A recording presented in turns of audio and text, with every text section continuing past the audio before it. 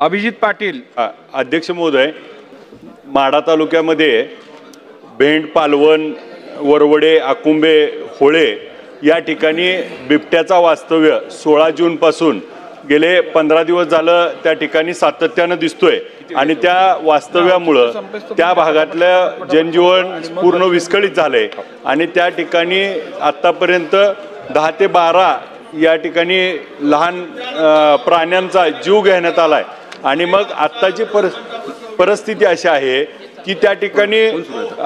ड्रोनच्या द्वारे त्या ठिकाणी तपासणी करण्यात आली आणि पालवण या भागामध्ये ड्रोनमध्ये देखील बिबट्या दिसलाय आणि त्यासाठी पिंजरे लावलेत, गस्त चालू आहेत, परंतु आज देखील त्याच्यावर कुठलीही हे होत नाही। आज त्या भागातलं वातावरण इतकं भयभीत झालंय आणि त्या ठिकाणी शाळेची मुलं, लहान मुलं त्या ठिकाणी शेतात पाणी देण्यासाठी शेतकरी त्या ठिकाणी मोटर चालू करायला कुठेही जाऊ शकत नाही आणि आत्ताची परिस्थिती खूप विचित्र आहे। तर त्या ठिकाणी तात्काळ त्या ठिकाणी रेस्क्यू करून या भागातला हा बिबट्या लवकर जेरबंद करावा आणि याचबरोबर एक विनंती अशी करतो की खालून दक्षिण भागातून हे